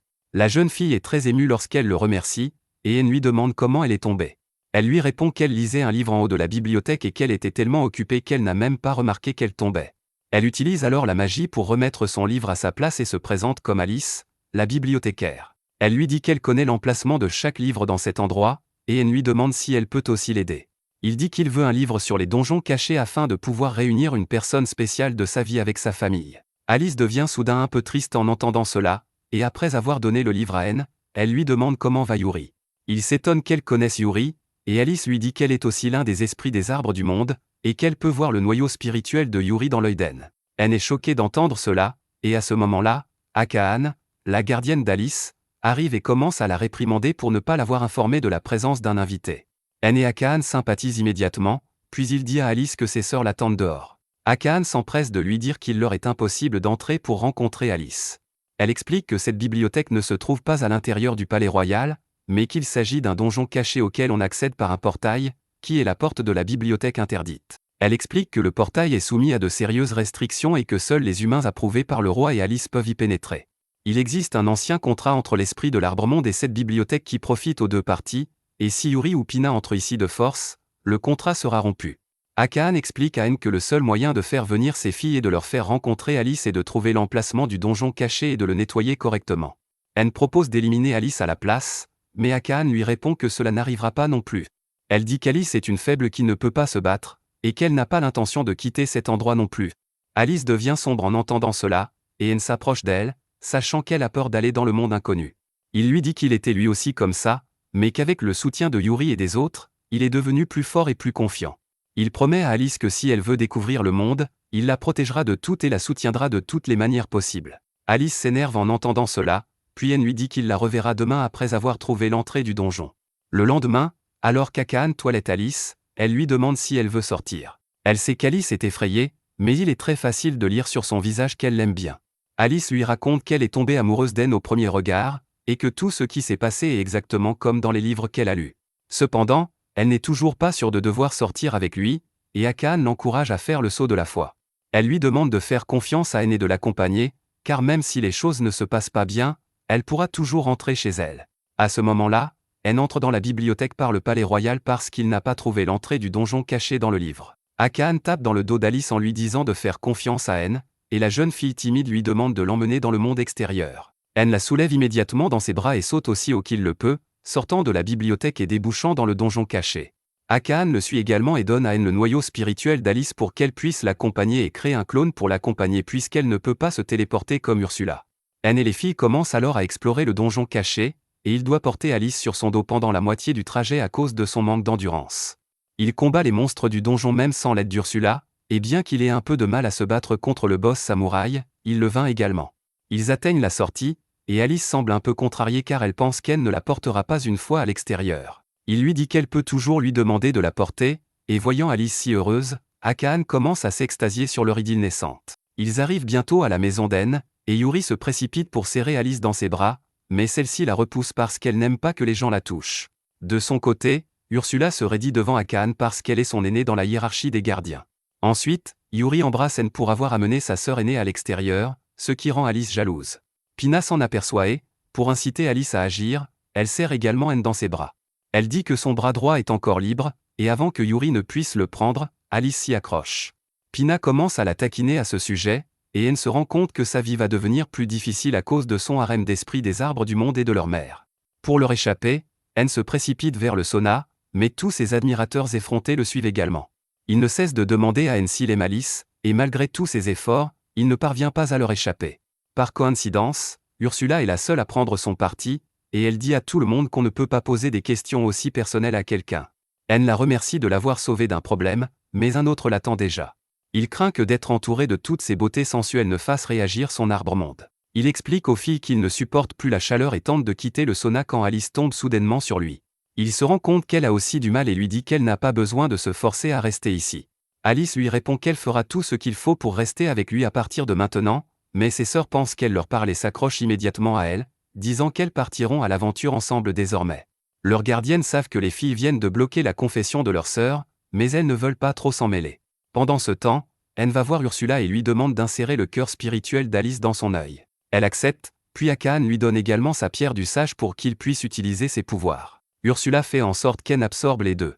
Alice commence à marcher vers N après cela, mais elle glisse et, pour éviter de tomber, elle attrape le pantalon d'N et le fait descendre, révélant son bois miracle. Le lendemain, N va rencontrer Jasper et Megan, qui lui disent qu'ils ont une demande directe du roi que seul lui peut accomplir. Il lui explique que la demande concerne des démons qui ont été bannis du monde humain pour toujours par le héros qui a créé une barrière dimensionnelle pour les empêcher de revenir. Cependant, récemment, certains démons ont commencé à attaquer un territoire appelé Reshik, et aucun aventurier ordinaire ne peut les affronter. Jasper et Megan demandent à N de s'occuper des démons avant qu'ils ne fassent plus de mal aux humains. Il convoque immédiatement une réunion avec son harem et décide d'accepter la demande. Pendant ce temps, dans le territoire de Reshik, un groupe de personnes se dirige vers un Stonehenge. Une fille joyeuse nommée Mia demande à son père où ils vont, et il lui répond nerveusement qu'il l'emmène voir sa mère, qui est au paradis. Il s'arrête devant le Stonehenge, et tout le monde tombe à genoux lorsqu'un démon Hydra sort du cercle de pierre. Le père de Mia lui dit d'avancer, car l'Hydra l'emmènera vers sa mère, pensant qu'elle ignore son sort. Cependant, Mia sait qu'elle va être tuée, mais elle avance courageusement pour se sacrifier au profit des autres villageois. Alors qu'elle est sur le point d'être dévorée, son père change d'avis et supplie l'Hydra de le manger à sa place et d'épargner sa fille. L'Hydra rappelle aux villageois que, Selon leur accord, il a besoin d'une femme par mois, et en échange, leur village reste en sécurité. Il dit aux humains qu'ils seront punis pour avoir tenté de rompre le contrat et souffle un poison pour les assommer tous. Mia est la seule à ne pas être affectée, et elle crie à l'aide alors que l'Hydra tente de la manger. Soudain, N arrive pour sauver la situation et protège la fille avec son bouclier. Ursula l'avertit de faire attention, car l'Hydra est un monstre de rang SS avec un poison puissant. N demande à Yuri de sauver tout le monde du poison de l'Hydra en premier, et elle parvient à les guérir en une seule tentative, car ses pouvoirs ont évolué en même temps que l'œil d'N. Ensuite, N dit aux villageois de s'enfuir, car il s'occupera de l'Hydra, mais personne ne pense qu'il peut y arriver.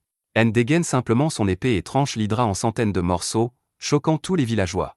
Certains d'entre eux l'identifient comme le héros qui a terrassé le dragon ancien, et tandis qu'Ursula évalue les capacités de l'Hydra, les villageois remercient N de leur avoir sauvé la vie. Il leur demande de l'emmener voir le seigneur de cette région, et les villageois deviennent soudainement sombres. Ils disent à N que même s'il les a sauvés de l'Hydra, il aurait mieux valu les laisser mourir. Il s'éloigne sur ces mots, mais N est déterminé à rencontrer le seigneur et à comprendre ce qui ne va pas dans cet endroit. Il atteint bientôt le grand manoir du seigneur et décide de l'affronter à propos de son utilisation abusive de sa richesse pour le spectacle alors que son peuple meurt de faim. Il entre dans le manoir et demande à haute voix si quelqu'un est là. Le seigneur de la région, Nigan, vient l'accueillir, et il s'avère être un parfait idiot maladroit. Pendant qu'ils prennent le thé, N explique à Nigan qu'il est là pour s'occuper des démons qui attaquent cette région. Nigan lui dit calmement qu'il n'y a pas de démons à proximité, et que les rapports envoyés à la guilde ont dû être exagérés, car il y a trop de monstres dans cette région. N dit qu'il aimerait tout de même rester quelques jours et patrouiller la région la nuit pour en être sûr. Il informe ensuite Nigan qu'il a tué une hydra en chemin, et cette nouvelle change soudainement la personnalité du seigneur. Il laisse tomber sa tasse, choqué d'apprendre que l'hydra est morte, et demande à N comment il a pu la tuer alors qu'elle était la seule à empêcher les monstres de la forêt d'attaquer le village. Il se met à critiquer N, disant que sans l'hydra pour protéger leurs frontières, les monstres de la forêt vont recommencer à les attaquer. N se plaint qu'il était injuste de faire un pacte avec l'hydra, car elle demandait des sacrifices, et Nigan répond qu'il n'y avait rien de grave à sacrifier une personne pour le bien de tout le territoire. Il dit à N qu'il va simplement tuer quelques monstres et rentrer chez lui, mais que les habitants de son territoire vont souffrir à cause de ses actions. Il quitte la pièce en colère, laissant N confus sur ce qu'il doit faire maintenant. N quitte le manoir tandis que Nigan va parler à son reflet dans un miroir magique. Il appelle son reflet Ombre et panique en expliquant qu'N a tué l'hydra. Ombre dit à Nigan qu'ils peuvent facilement trouver un autre monstre pour remplacer l'hydra, mais que leur principal problème est N. Il dit au noble naïf qu'N est un démon, car aucun humain ne peut tuer un monstre de rang SS comme une hydra, et que s'ils veulent protéger leur territoire, ils doivent le tuer.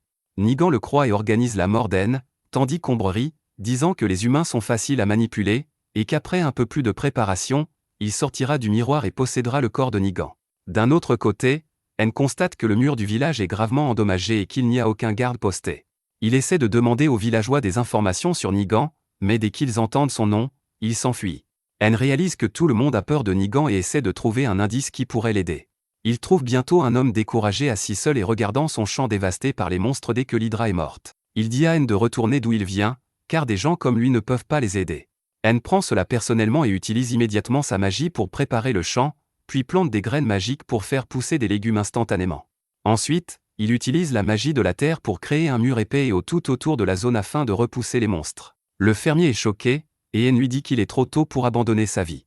Il lui demande de le laisser aider ce village, et l'homme se met à rire, car ces mots lui rappellent le père de Nigan, l'ancien seigneur. L'homme dit que l'ancien seigneur était une personne gentille et courageuse, mais qu'à sa mort, lorsque son fils a pris le pouvoir, tout a basculé. Dès que Nigan est arrivé au pouvoir, l'hydra est apparue, et il a fait un pacte avec elle sans réfléchir. Il a réduit le budget de défense et augmenté les taxes au maximum, et tous ceux qui ont protesté ont disparu.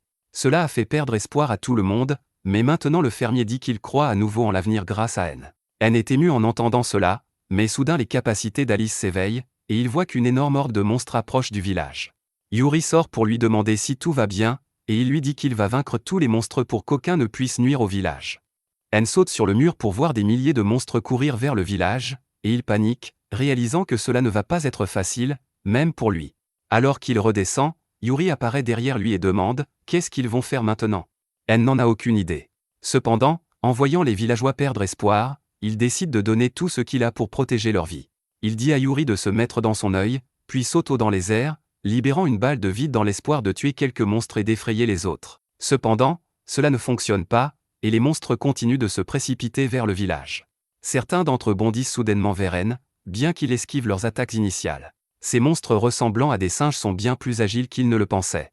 Ils se saisissent les mains en l'air et se projettent l'un vers l'autre en direction d'En avec une vitesse accrue, et il active sa compétence de super-évaluation pour les voir au ralenti, puis les vaincre avec ses attaques puissantes. Ensuite, il crée une barrière pour contenir certains monstres et les tue tous avec des balles de vide, mais quelques monstres se faufilent derrière lui. En utilise une autre compétence pour créer des clones derrière les monstres, puis utilise des fils d'acier pour les découper. Les villageois, qui fuyaient les monstres, s'arrêtent et regardent En avec admiration, incapables de croire qu'il affronte tous ces monstres seul, mais ils ne savent pas qu'il repousse ses limites. Ursula l'avertit que s'il continue à se battre ainsi, il va s'effondrer, mais En est déterminé à protéger tous les villageois. Il invoque son épée et prend position pour déchaîner une attaque à grande portée qui s'occupera de tous les monstres en une fois, mais Ursula lui dit d'arrêter car, à ce rythme, son corps ne tiendra plus longtemps. En refuse d'abandonner, même lorsque les monstres se regroupent contre lui, puis il tire son épée avec toute sa puissance, libérant une onde qui tue tous les monstres d'un coup. Cependant, il a atteint ses limites avec cela, et il s'effondre au sol, juste au moment où Yuri sort de son œil. Elle commence à le soigner avec son eau sainte, mais En s'est tellement endommagé que même l'eau sainte met un certain temps à le restaurer. Dès qu'il se sent mieux, En se lève pour remercier Yuri, mais au lieu de la voir, il voit la jeune Mia sauter sur lui en l'appelant Dieu. Les autres villageois sont également là, et il remercie En de les avoir sauvés une fois de plus. Cependant, le fermier Ken a aidé plutôt à autre chose en tête. Il commence à demander à ses amis, combien de temps allons-nous vivre dans l'ombre de la peur? Il dit qu'ils ont mis leur vie entre les mains de Nigan, et qu'au final, ils ont été forcés de faire des sacrifices humains à l'hydre. Ils n'ont jamais pu rien faire pour améliorer leur situation, et même quand En a combattu des milliers de monstres seuls, ils l'ont simplement regardé depuis les lignes de côté. L'homme inspire les villageois à prendre leur vie en main, et tout le monde se joint à lui avec un grand enthousiasme. En est ému de voir cela, et il commence à dire à Yuri que c'est comme le moment où elle l'a sauvé. À cette époque, elle a protégé sa dignité et lui a donné le courage de vivre sa vie selon ses propres termes, et maintenant qu'il a fait la même chose pour les villageois, il sent qu'il est devenu une grande personne comme elle. Les villageois curieux interrompent leur moment en disant qu'ils ne laisseront plus Nigan les diriger, et c'est à ce moment que Nigan arrive, demandant « Vous parliez de moi ». Les villageois paniquent en le voyant, mais leur chef lui dit clairement qu'ils suivront En plutôt que lui, car c'est lui qui les a sauvés. Nigan se moque simplement de cela et dit avec assurance aux villageois qu'En les trompe. Il prétend qu'En est un démon et qu'il a organisé l'attaque des monstres pour pouvoir les endoctriner et prendre le contrôle de la région. Cependant, les villageois refusent de le croire, et ils disent que même si En est un démon, ils seront heureux de le laisser les gouverner plutôt qu'un perdant incompétent comme Nigan. Nigan a une crise de panique en entendant cela, et le chef du village lui dit qu'ils ont besoin d'un dirigeant comme son père, qui peut se battre à leur côté. Son état s'aggrave, il a un violent mal de tête et demande à Shadow de l'aider en sortant un miroir qu'il porte en pendentif. En ressent de mauvaises vibrations venant du miroir mais ne parvient pas à l'évaluer, ce qui lui fait réaliser que quelqu'un a lancé un sort de dissimulation de haut niveau sur lui. Il essaie d'éloigner le miroir de la main de Nigan, mais il est trop tard car le garçon est englouti par les ténèbres. Il se retrouve à parler à Shadow tout en étant assis dans une flaque de sang débordant d'un gobelet. Nigan demande des conseils, et Shadow lui dit de tuer tous ceux qui le tuent, tout comme ils ont tué son père. Nigan est confus en entendant cela, et Shadow décide de lui rappeler la vérité sur la mort de son père. Quand Nigan était enfant, il idolâtrait son père, qui était aimé et respecté de tous. Il voulait être comme lui, mais son corps était trop faible, et les enfants du village refusaient de jouer avec lui, disant qu'il pourrait attraper sa maladie. Nigan était vraiment blessé par cela, et puis un jour, il a entendu des gens dire que le Seigneur avait trouvé Nigan abandonné dans une poubelle, c'est pourquoi ils étaient si différents. Le jeune Nigan avait le cœur brisé en entendant cela, et il s'est enfui, trébuchant sur une flaque d'eau. Alors qu'il commençait à pleurer, le démon Shadow a profité de la faiblesse de son cœur et s'est montré dans le reflet. Nigan était vraiment curieux de voir son reflet lui parler, et Shadow lui a dit qu'il était son ami imaginaire parce qu'il n'avait pas de vrais amis. Nigan l'a cru et l'a accepté parce qu'il voulait vraiment un ami, et puis Shadow lui a fait promettre de garder son existence secrète pour tout le monde. À partir de ce jour, Nigan a passé la plupart de son temps avec Shadow. Un jour, il a trouvé son père très malade et s'est inquiété pour lui. C'est alors que Shadow a montré son vrai visage et a conseillé à Nigan de préparer un thé avec des herbes médicinales spéciales pour améliorer la santé de son père. Suivant son conseil, Nigan a fait du thé avec l'herbe anti-fatigue et l'a donné à son père quotidiennement, mais sa santé n'a cessé de se détériorer jusqu'à ce qu'il meure un jour. Nigan était très attristé par la mort de son père et inquiet de ne pas pouvoir s'occuper du village, mais Shadow lui a dit qu'il l'aiderait à tout faire parfaitement. Malgré avoir vu tout le flashback, Nigan ne comprend pas ce que Shadow veut dire par là, car le thé était clairement fait à partir d'une herbe médicinale bénéfique pour la santé de son père. Shadow le traite d'idiot pour ne pas l'avoir compris et lui dit que c'est lui qui a tué son père de ses propres mains. Il révèle que l'herbe n'était pas une plante médicinale mais une mauvaise herbe toxique. Nigan refuse de le croire car l'encyclopédie disait clairement que c'était une plante qui aidait contre la fatigue, et Shadow sourit avec suffisance, affirmant qu'il a utilisé la magie pour modifier le livre, et que la plante était en fait toxique et conduisait à la mort si elle était consommée sur une longue période. Nigan sent toute sa vie s'effondrer après avoir appris cette vérité, mais Shadow n'a pas fini de le choquer. Il lui dit qu'il a menti en disant qu'il était un démon aussi, car s'il y a un démon ici, c'est lui.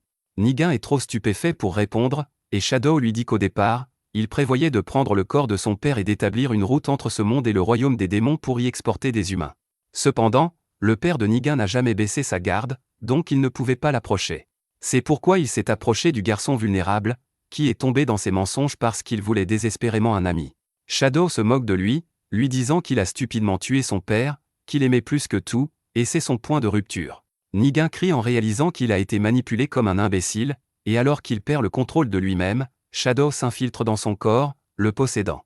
Pendant tout ce temps, elle ne pouvait que regarder la masse sombre entourant Nigan, et alors qu'elle se disperse, il réalise que la personne qui en sort n'est pas Nigan, mais quelqu'un d'autre. Elle lui demande qui il est, et le démon se présente comme Shadow le séducteur, un démon ayant le rang de vicomte. Elle lui demande où est Nigan, et Shadow pointe vers lui-même, disant que le lâche est toujours là, mais qu'il était tellement idiot qu'il a été facile de prendre le contrôle de son corps en manipulant un peu ses émotions. N, furieux, se met en colère contre le démon, qui lui rétorque que c'est de sa faute si les choses ont tourné ainsi. Il explique son plan de prendre le contrôle du village et d'envoyer les humains dans le royaume des démons, mais cela a été perturbé dès qu'En est arrivé, le forçant à agir par lui-même. Shadow dit à N que, contrairement au démon corbeau qu'il avait attaqué la dernière fois, il connaît la faiblesse des humains. Il est convaincu qu'En ne pourra pas se battre sérieusement, car le tuer signifierait tuer Nigan. Shadow attaque alors N avec ses pouvoirs obscurs, et N esquive ses attaques avant d'essayer de le retenir avec une barrière. Cependant, le démon utilise des arts anti-esprit, brisant facilement la barrière. Il se vante auprès d'N qu'il ne pourra rien faire contre lui à son niveau. N décide de concentrer toute son énergie dans la prochaine barrière, mais Shadow invoque des monstres singes pour attaquer les villageois, le forçant à revenir pour les défendre. N crée une barrière et dit aux villageois de fuir pendant qu'il retient les monstres, mais Shadow invoque plus de monstres et brise la barrière. N crée ses clones pour affronter les monstres, mais pendant qu'il est distrait en sauvant tout le monde, Shadow le frappe d'un puissant coup de poing. Il continue de marteler N, qui essaie de parer les attaques mais se rappelle du visage joyeux de Nigan. Il ne peut se résoudre à faire du mal au garçon, alors il utilise une compétence défensive pour endurer les attaques, mais cela signifie qu'il ne peut pas bouger de sa position. Ursula lui dit d'arrêter d'être sentimental et de contre-attaquer, mais N continue de réfléchir à un moyen de vaincre Shadow sans blesser Nigan. Shadow réalise à quel point ce dilemme torture N et commence à s'amuser en le provoquant. Il lui dit de se ressaisir et de l'attaquer sérieusement, car c'est la seule façon de sauver les villageois. Cependant, N refuse de le faire, car s'il sacrifie une personne pour en sauver 100, il sera au même niveau que l'idiot de Nigan. Il dit à Shadow que cela n'arrivera jamais et crie le nom de Nigan, lui disant de se ressaisir. Shadow rit, disant que Nigan s'est enfermé et ne répondra à aucun appel. Il reprend alors ses coups sur N, qui continue d'avancer malgré les graves blessures qu'il subit. Malgré les avertissements de Yuri et des autres, N continue d'avancer vers Shadow, ce qui le rend nerveux. N attrape alors le col de Shadow, lui disant qu'il sauvera Nigan et tout le monde, puis lui assène un coup de tête avec toute sa force, l'assommant. N commence alors à crier le nom de Nigan, et sa voix atteint profondément la conscience du garçon, où il se blâme pour tous les malheurs que son peuple a subis. Nigan essaie d'éviter la voix d'N, mais N lui dit de réfléchir à la raison pour laquelle il voulait tant protéger son territoire. Nigan pense au passé et à son désir de ressembler à son père, mais il réalise alors qu'il y avait une raison plus profonde à ses désirs. Il voulait protéger le bonheur de son peuple, tout comme son père, mais en y pensant, il se met à pleurer car il a tout gâché. Il sait qu'il a fait des choses impardonnables, mais il réalise aussi que s'il reste là à se morfondre, encore plus de gens seront en danger. Il décide d'avancer pour réparer les dégâts qu'il a déjà causés, et lentement, il commence à sortir de l'endroit sombre où il se trouvait. Pendant ce temps, Shadow reprend soudainement ses esprits et prend de la distance avec N. Il lui dit que rien de ce qu'il fait ne pourra sauver Nigan, puis l'attaque à nouveau avec ses membres d'ombre, quand soudain, son corps s'arrête. Il réalise que Nigan résiste et lui dit que c'est inutile, car quoi qu'il fasse, il ne quittera pas son corps. Nigan répond à Shadow qu'il n'a aucun problème avec cela, et pendant un bref instant, il reprend le contrôle de son corps. Nigan remercie N d'avoir essayé de le sauver, puis sort une dague et se plante dans le cœur. N est choqué, mais Ursula apparaît avant qu'il ne puisse essayer de sauver Nigan. Elle lui dit d'honorer le sacrifice de Nigan, et ils regardent tous deux le garçon saigner impuissant. Shadow, furieux, demande à Nigan pourquoi il fait cela, et ils reprennent leur conversation dans leur esprit partagé. Nigan explique à Shadow qu'il avait réalisé qu'il n'était pas juste un ami imaginaire, mais quelque chose de dangereux. Cependant, il a continué à ignorer les signaux d'alarme et à écouter ses conseils parce qu'il le considérait toujours comme un ami, même lorsqu'il avait des doutes à son sujet. Après avoir entendu cette conversation sincère, Shadow insulte Nigan, le traitant de faible trop émotif et lui disant qu'il n'était rien de plus qu'un outil pour lui. Il lui dit de mourir seul en quittant son corps, se transformant en une petite créature hybride entre une grenouille et un rat, et s'échappe sans être remarqué. Lorsqu'il remarque la jeune fille Mia, il décide de prendre possession de son corps, mais l'épée d'En le transperce la tête. En se précipite alors vers Nigan, utilisant les pouvoirs de guérison de Yuri pour soigner sa blessure, mais elle ne semble pas se refermer. En perd espoir, mais Yuri intervient et commence à guérir Nigan, disant à En que leurs sentiments atteindront certainement Nigan. Tous deux continuent d'appeler le nom de Nigan tout en le soignant, et cela atteint effectivement le garçon, le ramenant du seuil de la mort. Lorsque Nigan ouvre les yeux, En et Yuri les traînent fort, mais une fois qu'il a compris sa situation, il les repousse, demandant pourquoi ils l'ont sauvé. Il affirme qu'il serait mieux pour tout le monde qu'il meure, mais En lui dit qu'il ne laissera personne mourir, pas même lui. À ce moment, les villageois arrivent également, et leur chef dit à Nigan qu'il ne peut pas expier ses péchés s'il est mort. Il lui dit qu'il devra vivre et affronter la colère et la douleur des gens qu'il a blessés, et qu'il n'y a aucun moyen qu'il le laisse fuir cela. Nigan réalise soudain qu'il a une chance de se racheter, et il remercie les villageois de lui donner cette opportunité. Yuri dit qu'elle est vraiment heureuse pour lui quand soudain elle s'effondre à cause de l'épuisement. En la soutient et l'emmène se reposer sous un arbre, lui disant que si c'était lui qui avait rencontré Shadow à la place de Nigan dans le passé, il aurait fini comme lui. Il se met alors en colère contre le démon pour avoir profité des humains vulnérables et jure qu'il les détruira tous. Bientôt, Ursula et les autres sortent de l'œil d'En et commencent à s'occuper de Yuri, tandis que Pina et Alice remarquent que Shadow n'est toujours pas mort, bien que son corps soit transpercé par l'épée d'En. Il se transforme en une forme encore plus petite pour s'échapper, mais Pina le scelle dans une barrière. Elle appelle alors En, qui ordonne à Shadow de lui dire pourquoi les démons essaient de le tuer ou d'être détruits. Shadow demande à En de promettre de le laisser partir en échange de la réponse, puis lui dit qu'il y a un ordre de le tuer. En lui demande qui a donné cet ordre, et alors que Shadow est sur le point de prononcer le nom d'Echidna, il explose soudainement. Ursula réalise qu'il s'agissait d'un sort pour protéger l'identité du commanditaire, et elle affirme qu'ils ont affaire à quelqu'un de très intelligent et prudent. Après cela, En fait ses adieux aux villageois, mais Nigan lui demande une dernière faveur, l'aider à gérer son territoire, car ils ne pourront pas survivre sans lui. Les villageois se joignent à lui pour supplier En de veiller sur eux, et En ne sait pas quoi dire. Peu après, il retourne à la capitale, où le roi le convoque et l'informe que Nigan s'est rendu aux gardes et a officiellement demandé à ce qu'En devienne le nouveau seigneur de la région de Reshik à sa place.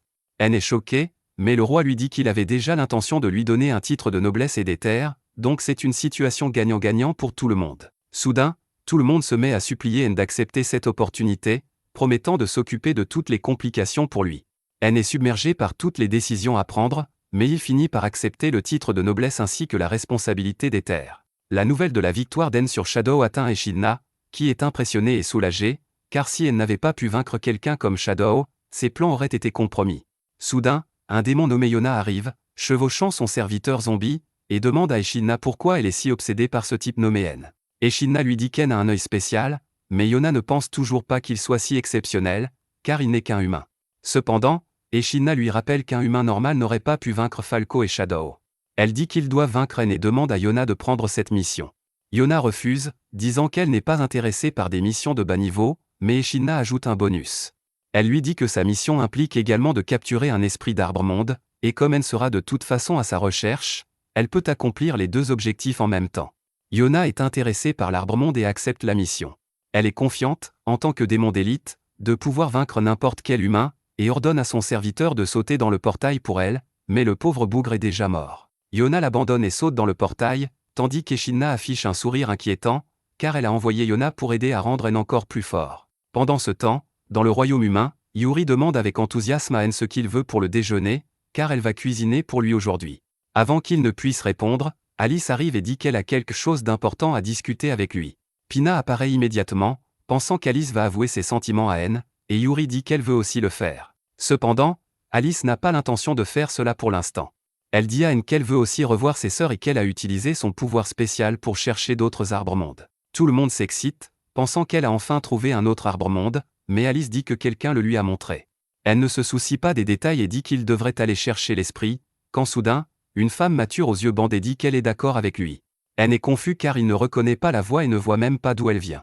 Alors qu'il regarde autour de lui, il entend à nouveau la voix de la femme, et cette fois, elle vient du lit.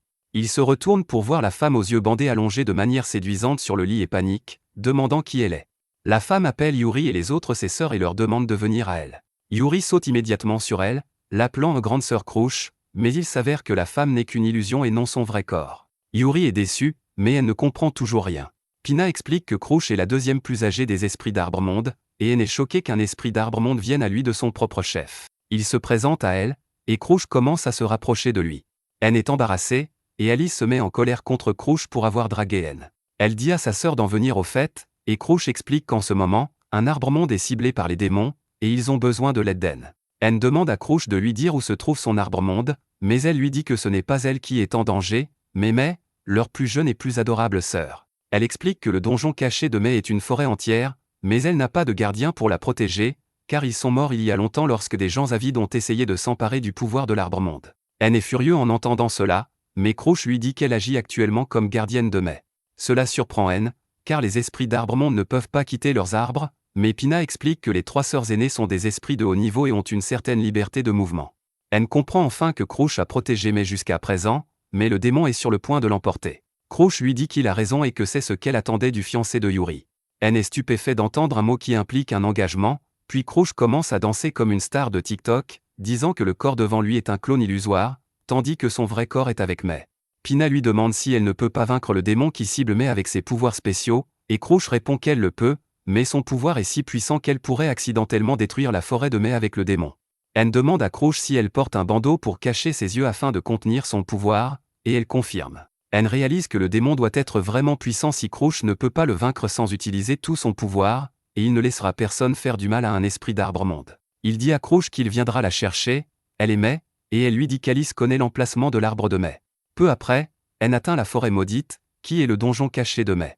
Ursula lui dit qu'il y a de nombreuses malédictions dans la forêt, et ceux qui en sont infectés ne pourront jamais en sortir. Anne combine la compétence de milieu d'Alice et son pouvoir d'évaluation pour trouver un chemin vers l'emplacement de Mai, mais après un moment, Pina remarque qu'ils n'ont encore rencontré aucun monstre ou piège. Ursula dit à Anne qu'il y a des monstres dans la forêt, mais qu'ils ne sont pas stupides et se cachent de lui car il est trop puissant. Anne réalise que, puisqu'il n'a pas à affronter de monstres, il peut se dépêcher. Il utilise sa compétence de super vitesse pour atteindre Mai, mais s'arrête soudainement en remarquant un danger. Il trouve un essaim d'abeilles démoniaques volant dans les airs, commandé par un démon nommé Ornay. Elle dit à Anne qu'elle va le tuer, et à ce moment, un ours monstre arrive. Ornay envoie ses abeilles s'occuper de lui d'abord, et elle le dévore complètement en quelques secondes. La démone est confiante qu'elle ne pourra pas résister à autant d'ennemis, mais il disparaît simplement et apparaît derrière elle, lui plantant son épée dans la poitrine. Cependant, cela ne suffit pas à tuer Ornay, qui se transforme en un essaim d'abeilles et se disperse, disant à Anne qu'il ne pourra jamais trouver son vrai corps. Anne lui dit qu'il n'a pas besoin de le trouver, car il va tuer tous les démons. Ursula a déjà identifié les points faibles de toutes les abeilles, et en utilisant cela, Anne fait pleuvoir des balles de feu sur elles, les éliminant toutes en un instant. Ornay panique en voyant cela et décide de battre en retraite pour sauver sa vie. Elle trouve un portail vers le royaume démoniaque et décide de s'échapper, mais à sa grande surprise, Yona en sort, et elle n'est pas contente qu'un démon fuit. Ornay essaie de s'expliquer, mais Yona rejette cela comme des excuses et la réduit en poussière. Elle remarque ensuite que sa cible l'a déjà trouvée et se retourne pour se présenter à Anne comme un duc du royaume démoniaque. Malgré son incroyable pression, elle ne bouge pas, mais il réalise qu'elle est vraiment forte. Yona est impressionnée par lui et dit que ce sera amusant de le tuer, mais Anne lui dit qu'elle n'aura aucune chance de le faire. Il se téléporte immédiatement derrière elle et utilise une compétence pour drainer son pouvoir. Yona est surprise car elle n'avait pas anticipé ce mouvement, puis elle augmente sa force et commence à la marteler. Il ne lui laisse aucune chance, la soulevant dans les airs avant de la projeter au sol. Yona commence à rire, car elle n'a pas affronté un adversaire aussi fort depuis longtemps, puis décide de tirer sur Anne avec ses pistolets magiques. Elle lui dit qu'il ne peut pas esquiver son attaque spéciale, mais elle n'a pas l'intention de le faire. Il part simplement l'attaque, renvoyant les balles vers Yona, qui est confuse car cela ne devrait pas être possible. Elle essaie de fuir l'attaque réfléchie, mais elle n'est pas assez rapide et est touchée. Yona ne peut pas croire qu'elle est devenue si faible simplement parce qu'Anne a drainé son pouvoir une fois. Elle essaie de s'éloigner, mais Anne apparaît derrière elle et lui tranche la tête en un instant. Yona ne comprend même pas ce qui s'est passé, même lorsqu'elle est réduite à une tête coupée, puis Anne explique qu'il n'a pas drainé son pouvoir une seule fois.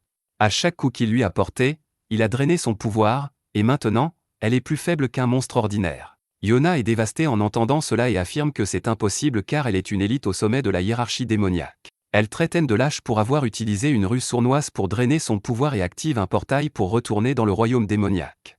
Elle jure de le tuer la prochaine fois qu'ils se rencontreront, et N est sur le point de la suivre, mais Ursula l'arrête car ils doivent d'abord atteindre May et Crouch. N accepte, et bientôt ils trouvent une barrière magique qui cache l'emplacement de May. N se demande comment y entrer, mais la barrière se désactive d'elle-même, et une porte s'ouvre devant lui. Il traverse la porte pour trouver un endroit paisible et joyeux où la vraie Crouch les attend. Yuri se précipite pour l'embrasser, puis fait une poignée de main secrète avec Pina. N demande alors des nouvelles de May, et Crouch lui montre qu'elle fait sa sieste de l'après-midi. N trouve le bébé mignon en train de dormir paisiblement et décide de ne pas la réveiller.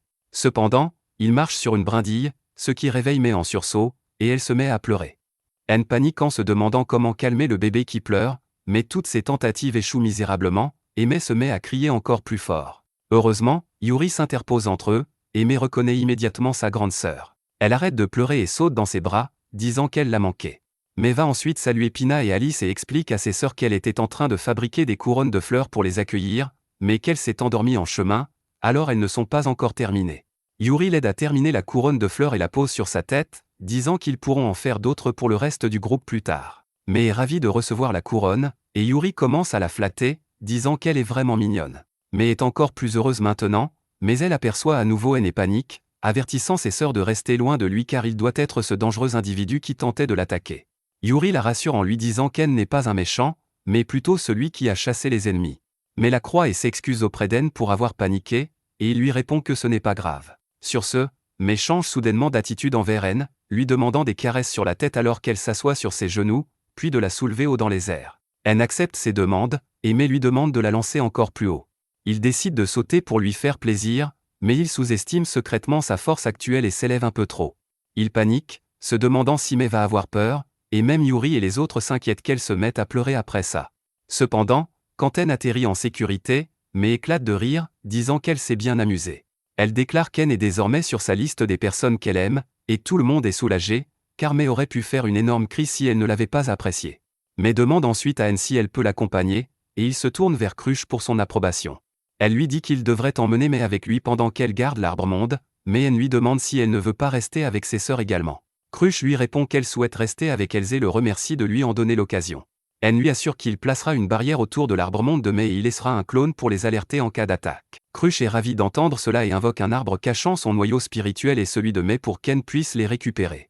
Elle rejoint ensuite ses sœurs pour leur annoncer qu'elle restera désormais avec elles. Pendant qu'elles discutent et rattrapent le temps perdu, Ursula s'approche pour taper amicalement N dans le dos. Elle lui dit qu'il a réuni Yuri avec 4 de ses sœurs, et qu'il en reste 4 autres mais elle est sûre qu'il y parviendra. N se lance alors dans le récit de son passé tragique, évoquant pour la énième fois comment il était un raté avant de rencontrer Yuri.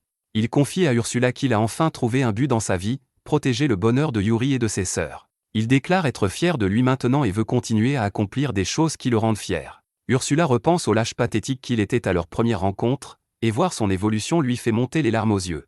Refusant de montrer son émotion, elle donne un coup de pied à N et lui ordonne de lui remettre les noyaux spirituels. N les lui donne, et elle les insère dans son œil, lui octroyant le pouvoir de l'œil maléfique de Crush et celui de création d'arbre de May. Son œil artificiel évolue également, lui permettant désormais de voir les auras.